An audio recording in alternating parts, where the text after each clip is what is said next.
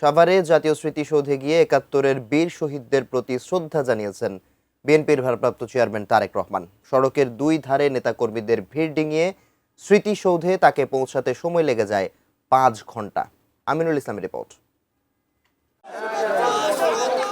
বিএনপির প্রতিষ্ঠাতা ও পিতা জিয়াউর রহমানের কবর জিয়ারত করে শুক্রবার বিকাল 5টার দিকে শেরেবাংলা নগরের জিয়া উদ্যান থেকে সাভারের স্মৃতিসৌধের উদ্দেশ্যে রওনা হন বিএনপির ভারপ্রাপ্ত চেয়ারম্যান তারেক রহমান।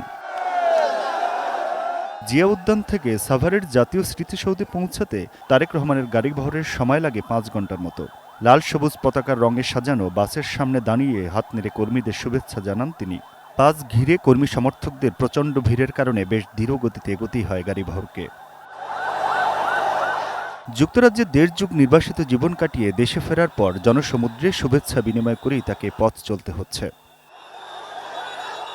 ম্যাক্স, দেশের সবচেয়ে শক্তিশালী 52.5 এন গ্রেডের পিসিসি সিমেন্ট। তারেক রহমানকে স্বাগত জানিয়ে বিভিন্ন স্লোগান দিতে দেখা যায় নেতাকর্মীদের। তার আগমনের খবরে বিপুল সংখ্যক নেতাকর্মী শুক্রবার দুপুর থেকেই ভিড় করেন স্মৃতিসৌধের বাইরে। বিভিন্ন ফেস্টুন ব্যানার নিয়ে সড়কের দুই ধারে জড়ো হন তারা। তারেক রহমানের আগমন উপলক্ষে নিরাপত্তার জোরদার করা হয় জাতীয় স্মৃতিসৌধ এলাকায়। মানুষের ভালোবাসা আর উচ্ছ্বাস পাড়ি দিয়ে শুক্রবার রাত 10টার দিকে স্মৃতিসৌধে পৌঁছান তারেক রহমান। এরপর 71-এর বীর শহীদদের প্রতি শ্রদ্ধা জানান তিনি। এ সময় বীর শহীদদের স্মরণে 1 মিনিট নিরাপত্তা পালন করেন বিএনপির ভারপ্রাপ্ত চেয়ারম্যান। জাতীয় স্মৃতিসৌধের পরিদর্শন বইও স্বাক্ষর করেন তিনি।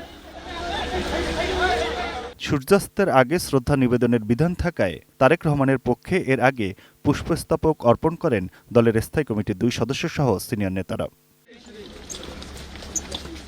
Aminul Islam, ATN news, Savar.